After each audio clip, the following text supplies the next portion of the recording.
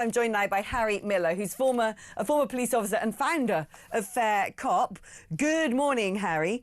I mean, thankfully, somebody has come out and said the blimmin' obvious. This is Sir Andy Cook, who is His Majesty's Chief Inspector of the Constabulary. He said that police need to use common sense. People should be able to speak openly without fear that their opinion will put them on the wrong side of the law. And he has called for non-crime hate incidents to be scrapped, saying officers must separate the offensive from the criminal.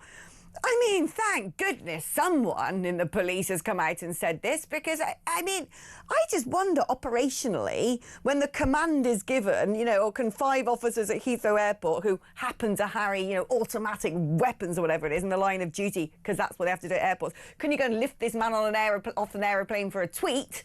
Does someone go, that's not a good thing to do, that's a bit dystopian and weird? Why is it taking him so long? Well, that's a very interesting question. You know, you talked earlier about is this a brand new dawn of common sense? Well, we've had too many false dawns, unfortunately. I thought I'd settled this in 2019 and then in 2021 when I took the government at the College of Policing to the High Court and won.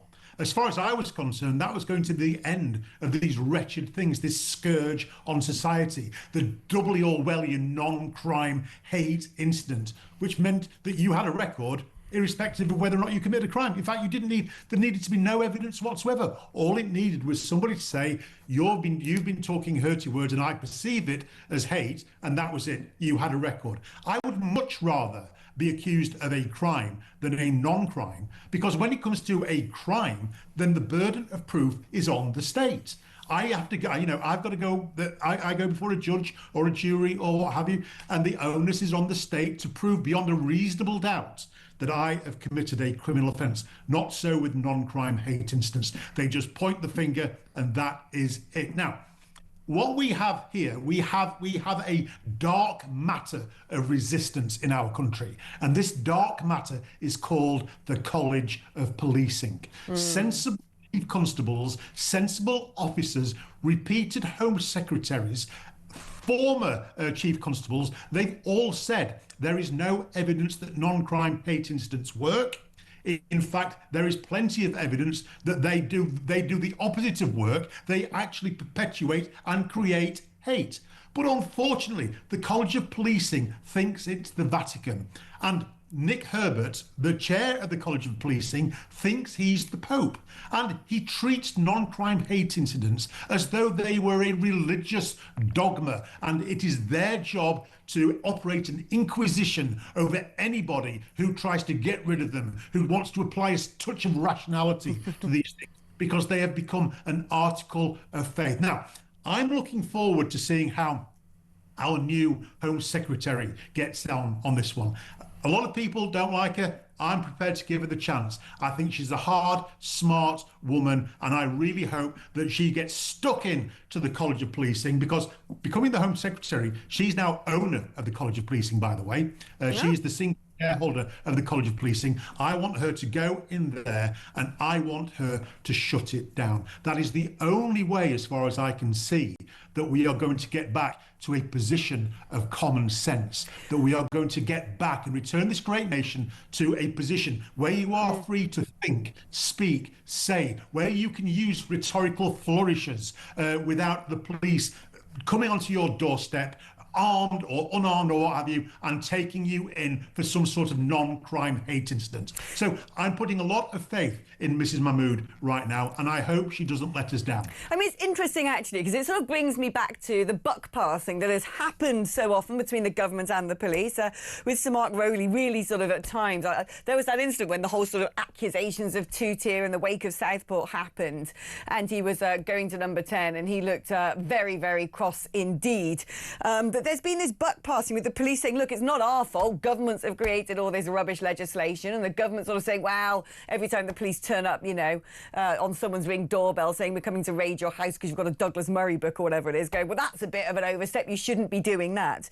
And I kind of think, you know, the idea of a non-crime hate incident is sort of titularly self-explanatory. Non-crime. Nothing to do with crime.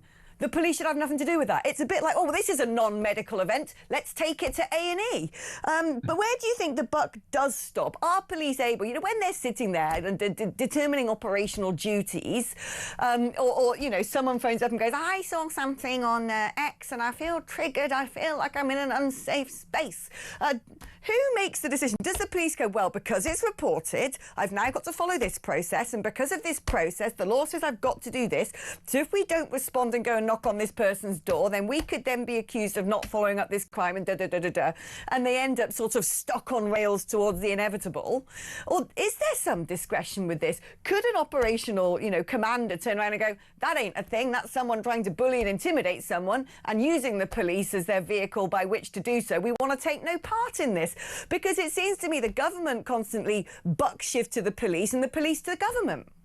Yeah, absolutely. There is no requirement at all for the police to investigate something which the normal, common, rational-minded person thinks is nonsense. There is no requirement whatsoever. In fact, there is a requirement for them not to investigate. We have this thing called Article 10. It guarantees us the ability to speak and say things without interference from the state, that is the police, unless they have good and solid due course. I really like Emma Nicholson, Baroness Nicholson of Winterburn. Now, that's a name that sounds like she should have dragons possibly at a castle. When Sir Mark Rowley moaned and complained that what he needed was the government to give them more laws and guidance, what she said was poppycock, absolute poppycock. We don't need more guidance. We need the police to reacquaint themselves with British law and simply to promote and uphold that. And where it is a malicious, where it is a political claim, where it is simply somebody stirring up trouble in the name of some crazy woke ideology, then the police should say, not having anything to do with it. And I also say this, that individual police officers, not simply inspectors, superintendents, chief constables and the commissioner, individual police constables should say, hold on a minute, we are not doing this. I am not required to obey an unlawful order. That's what needs to happen. We've tried appealing to the top and for it to come from the top down. I think it's going to have to start now from the bottom up. I think individual officers are going to have to take some responsibility and simply say, no, if you want me to go and do that, I want a written order sent to me, and then I'm going to take that written order and I'm going to give it to the press. That's what needs to happen. But I am not going to do it. I am not going to interfere with people's rights. Wow, well, that a brave strategy, and sort of good luck to any officers who have the sort of gumption and the guts to do that, because I'm sure many of them are actually quite worried for their careers and being hounded out of office. But I think you're right, we all have to have personal agency in the world that we live. And if someone said to me, oh, Alex, on your show today, can you say X, Y and Z that I knew was patently untrue or deeply harmful, I hope I would have the courage to say, I ain't doing that. No, thanks. So, Harry, I think you make a very valid point. Thank you ever so much for your insights. I feel we're having a very sort of verbose and florid programme today. We've got amazing speakers using all sorts of vernacular and vocabulary. And I feel like I'm doing it myself. It's like a race to the top. How Shakespearean can we get?